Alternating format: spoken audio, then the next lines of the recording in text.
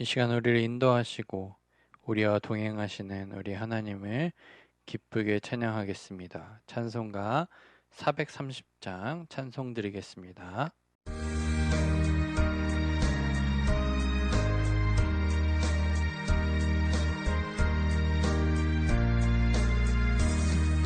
주와 같이 길 가는 것 즐거운 일 아닌가.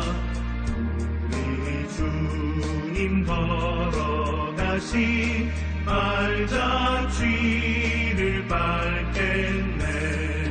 한 걸음 한 걸음 주 예수와 함께 날마다 우리 걸어가리. 어린아이 같은 우리 미련하고 약하나 주의 손에 이끌리어 생명길로 가겠네. 한 걸음 한 걸음 주 예수와 함께 날마다 우리 걸어가리. 꽃이 피는 들판이나 험한 골짜기라도 주가 인도하는 대로 주와 같이 가겠네. 한 걸음 한 걸음 주 예수와 함께 날마다 우리 걸어가리.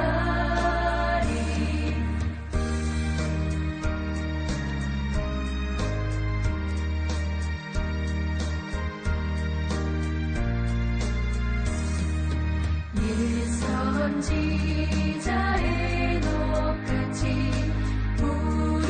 우리들도 천국에 들려 올라갈 때까지 주와 같이 걷겠네.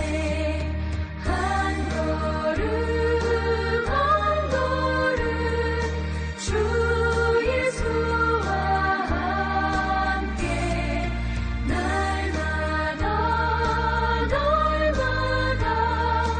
우리 걸어가리. 계속해서 찬송가 438장 찬송 드리겠습니다.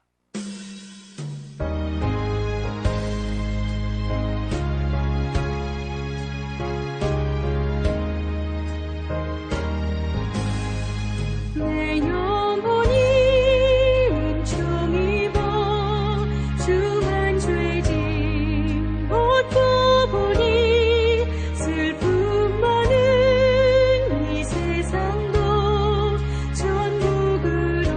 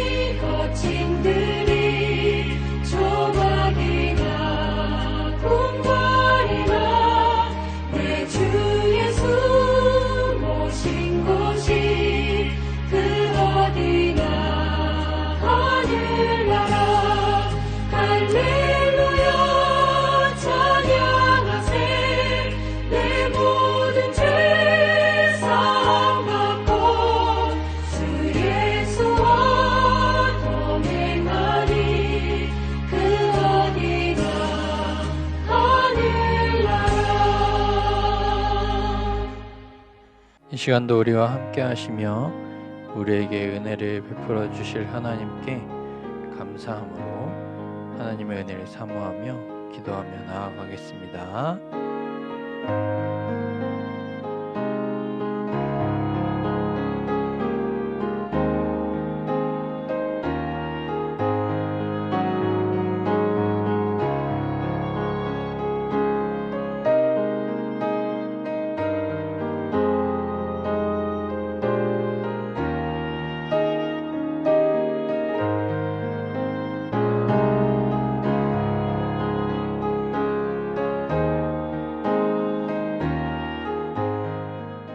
하나님 아버지 은혜를 감사드립니다. 지난 3일 동안도 우리의 그늘이 되어주시고 우리를 지키셨다가 또 이 복된 수요일 수요 예배를 맞이하여 또 하나님의 은혜의 보좌 앞에 예수 그리스도의 피를 힘입어 나오게 하시니 감사합니다. 이 시간 하나님의 그 크신 은혜와 긍휼에 의지하여 예수님의 이름으로 구합니다. 하나님의 얼굴빛을 우리에게 비추사 하나님의 모든 은혜로운 충만한 은총으로 우리에게 임하여 주시옵소서. 우리의 예배를 받아 주시옵고 이 예배 가운데 성삼위 하나님께서 좌정하여 주시옵고 하늘로부터는 모든 은혜와 평강으로 하나님의 능력으로 또 치유 가운데 우리 가운데 임재하여 주시옵소서. 예배 모든 시종을 주 앞에 올려드리오며 예수님 이름으로 기도합니다. 아멘. 오늘 하나님께서 우리에게 주신 말씀은 마태복음 9장 27절에서 31절까지 말씀입니다.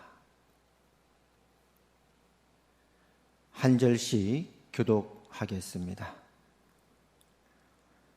예수께서 거기에서 떠나가실새 두 맹인이 따라오며 소리 질러 이르되 다윗의 자손이여 우리를 불쌍히 여기소서 하더니 예수께서 집에 들어가심에 맹인들이 그에게 나아오거늘 예수께서 이르시되 내가 능히 이 일 할 줄을 믿느냐 대답하되 주여 그러하오이다 하니 이에 예수께서 그들의 눈을 만지시며 이르시되 너희 믿음대로 되라 하시니 그 눈들이 밝아진지라. 예수께서 엄히 경고하시되 삼가 아무에게도 알리지 말라 하셨으나 다 같이 읽겠습니다.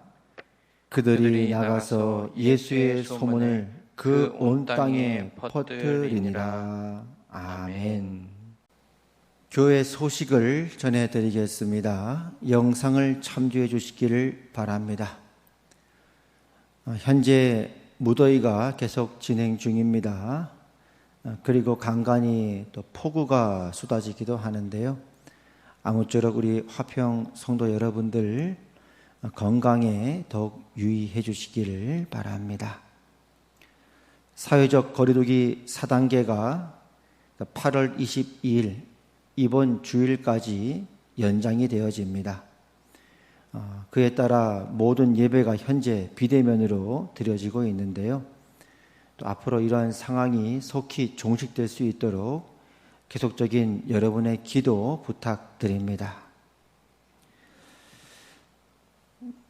그리고 8월 20날 우리 김태용 전도사님, 우리 교회에서 배출한 우리 귀한 또 사역자죠. 우리 김태용 전도사의 졸업식이 있습니다. 지금 코로나 때문에 따로 현장에서 졸업하진 않고 서로 이제 우편을 통해서 졸업을 한다고 하는데요. 8월 20날 우리 김태용 전도사 졸업 축하드립니다. 그리고 우리 김태용 전도사 동생이죠. 우리 김희영 지사님, 전선영 권사님 둘째 아들 우리 재후가 부산에 커피숍을 책임지고 또 운영하는 운영자로서 내려가게 되었습니다. 지금까지 재후가 참 열심히 또 준비해 왔고 또 사회에 잘 적응해 왔는데 이번에 8월 22일 부산에 내려가게 돼서 또 새로운 터전으로 준비하고 있는데요. 여러분의 많은 기도 또 부탁드리겠습니다. 우리 화평교회 성도 여러분들 반갑습니다. 3일 동안도 평안하셨습니까? 우리가 계속 지금 예수님의 고치시는 사역을 살펴보고 있는데요. 오늘은 2명의 맹인이 예수님께 나와서 고침을 받는 장면을 보게 되어집니다. 근데 오늘 예수님께 나와서 고침을 강구했던 이 2명의 맹인에게도 절박함이라고 하는 것이 느껴집니다. 예수께서 거기에서 떠나가실 때 2 맹인이 따라오며 소리 질러 이르되 다윗의 자손이여 우리를 불쌍히 여기소서. 여기에 이제 2명의 맹인의 절박한 마음들이 느껴지죠. 이런 절박함은 우리 지난주에도 살펴보았지만 혈루병을 앓았던 그 여인에게도 그런 절박함이 있었죠. 20절에 보니까 12해 동안이나 혈루증으로 앓는 여자가 예수의 뒤로 와서 그 겉옷가를 만지니 그 절박함들이 느껴지지 않습니까? 그리고 물론 지난주에 살펴보았듯이 딸의 그 죽음을 맞이했던 그 아버지 회당장에게도 마찬가지였습니다. 그건 뭐 더 이상 말할 필요도 없는 내용들이죠. 그런데 이런 절박함 속에 오늘 말씀해 보니까 믿음이라고 하는 그런 은혜의 통로가 등장을 합니다. 28절에 이렇게 말씀하시죠. 예수께서 집에 들어가심에 맹인들이 그에게 나아오거늘 예수께서 이르시되 내가 능히 이 일 할 줄을 믿느냐. 그러자 맹인들이 이렇게 대답합니다. 주여 그러하오이다. 그러니까 절박함과 함께 등장하는 것이 믿음이죠. 내가 능히 이 일을 할 줄을 믿느냐. 이런 믿음은 물론 우리가 지난주에 살펴봤던 그런 2명의 사람에게도 동일하게 나타납니다. 12년 동안 혈루병을 앓았던 이 여인에 대하여 예수님 이렇게 말씀하셨습니다. 예수께서 돌이켜 그를 보시며 이르시되 딸아 안심하라. 내 믿음이 너를 구원하였다. 믿음이죠. 그리고 물론 회당장의 믿음을 우리가 살펴볼 수가 있습니다. 예수께서 이 말씀을 하실 때에 한 관리가 와서 절하며 이르되 내 딸이 방금 죽었사오나 오셔서 그 몸에 손을 얹어 주소서. 그러면 살아나겠나이다. 그러니까 계속적으로 예수님의 이 고치시는 사역 가운데 그런 은혜를 받았던 사람들의 여러 부류들이 나오는데요. 그들 가운데 있었던 공동점들을 보면 첫 번째는 절박함이었다.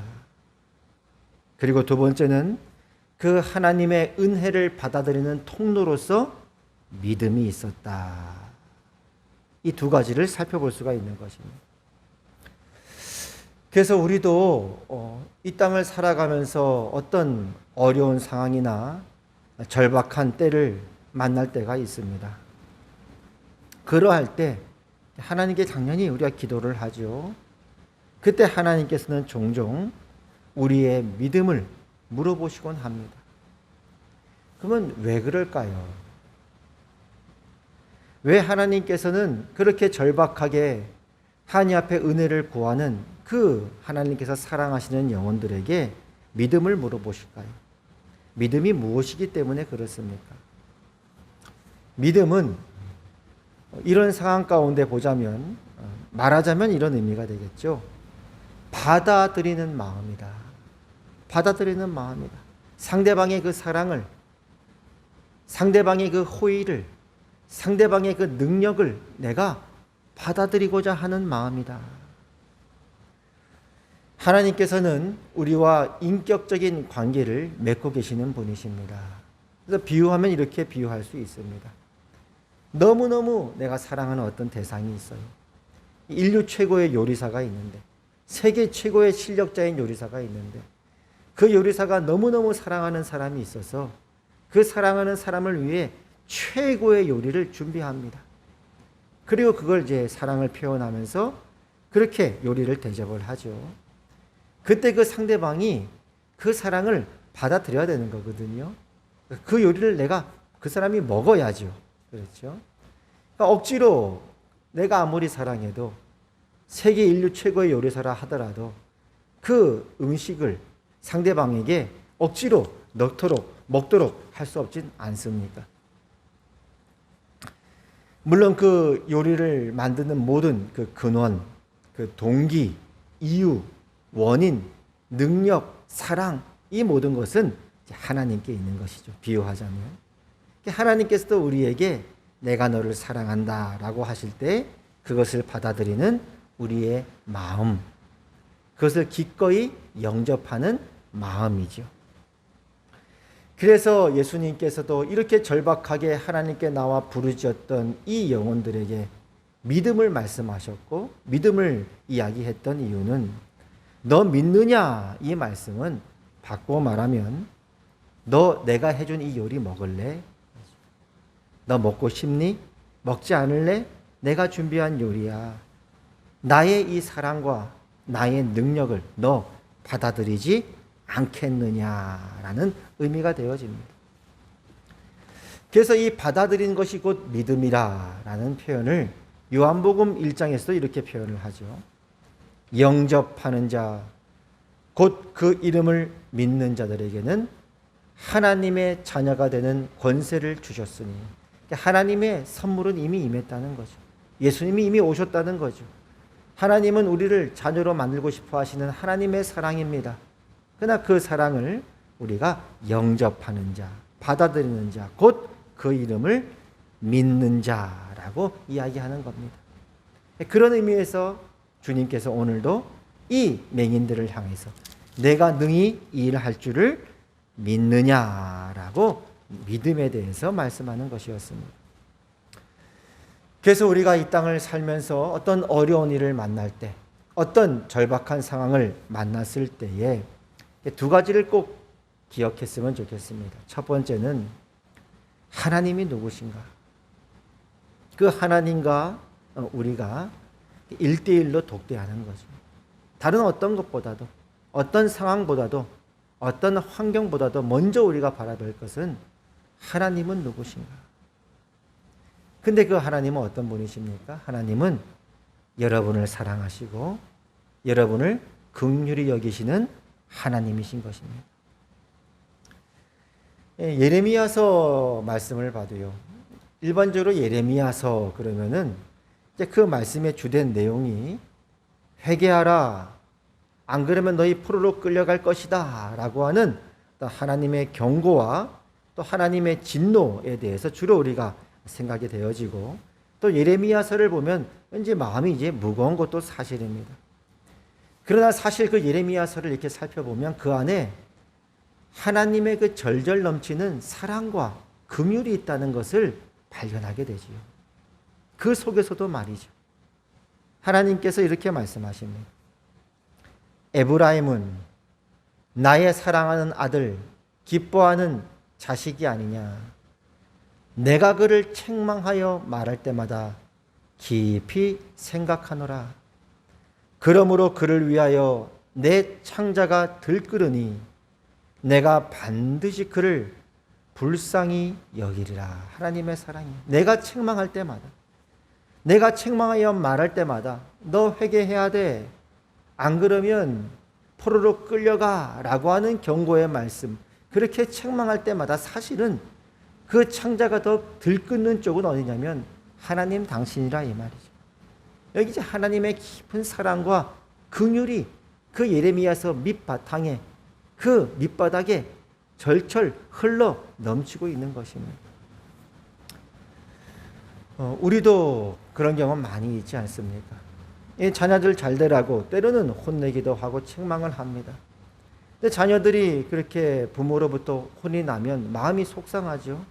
때로 자녀들도 잠을 못 이루고 뒤척일 때가 있는 것입니다. 그럴 때 그런 자녀를 보는 그 부모의 마음은 더 안타깝고 더 끊어지지 않습니까?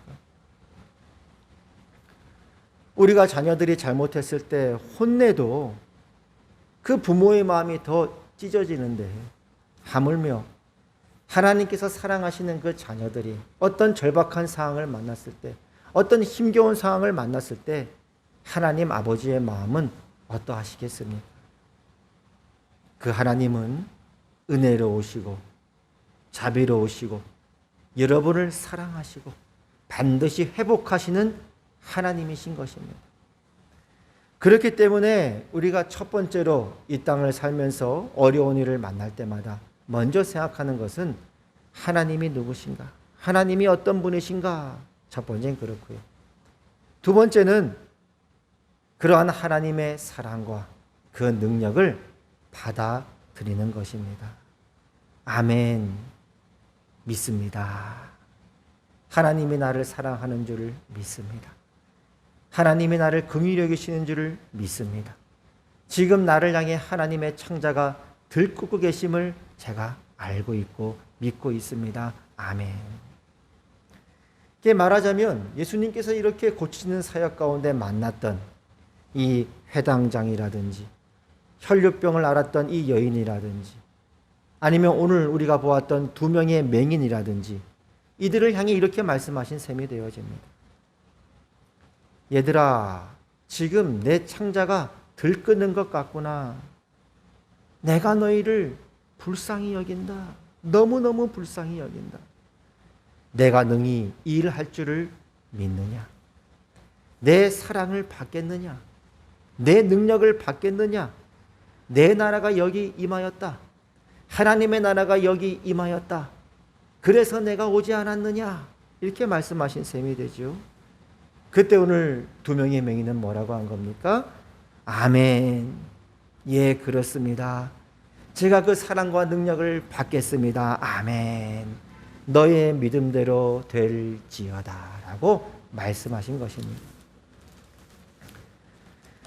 그렇다면 우리가 지금까지 이 마태복음을 보면서 계속 예수님의 삼중사역이라고 하는 걸 큰 틀로 잡아서 말씀을 살펴봤는데요. 그 예수님의 사역을 이렇게도 요약할 수 있는 것입니다. 예수님께서 이 땅에 오셔서 가르치시고 전파하시고 고치신 이 사역의 그 바탕 속에는, 그 동기 속에는 사실은 하나님께서 여러분을 사랑하셨기에 주님이 이 땅에 오셔서 그 하나님의 나라를 우리에게 가르쳐 주신 것이고, 신음하고 고통하는 우리의 모습을 하나님께서 안타깝게 보시고 우리를 긍휼히 여기시고 우리를 사랑하셨기에 하나님의 아들이 이 땅에 오셔서 그 하나님의 나라가 이곳에 임하였다고 전파하신 것이고, 그리고 그런 우리를 향한 하나님의 사랑 때문에 이 땅에 오셔서 우리를 고치신 것이지요. 그렇다면 예수님의 이 삼중사역, 가르치시고 전파하시고 고치시는 이 사역을 이렇게도 우리가 표현할 수 있습니다. 예수님은 여러분을 사랑하셨고 또 사랑하셨고 또 사랑하셨다. 물론 지금도 주님은 여러분을 한없는 사랑과 긍휼로 바라보고 계시는 것입니다. 그 하나님의 사랑이 오늘 이 자리에 임하였습니다. 여러분, 요즘 어떤 기도 제목이 있습니까?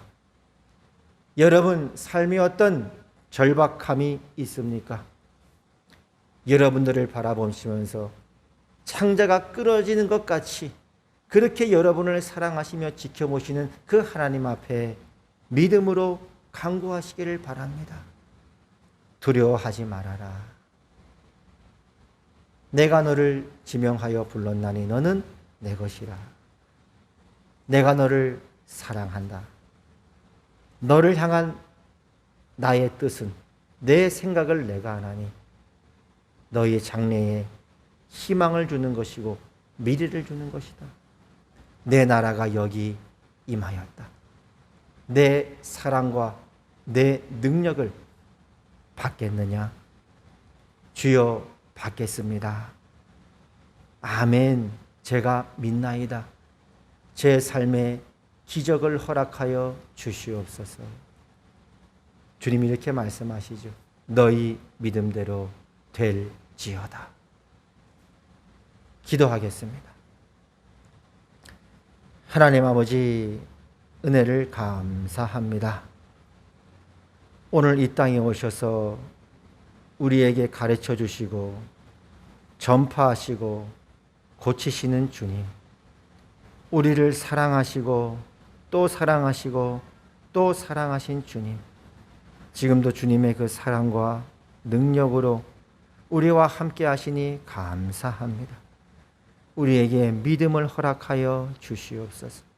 하나님을 아는 그 축복을 더욱 더하여 주시옵소서.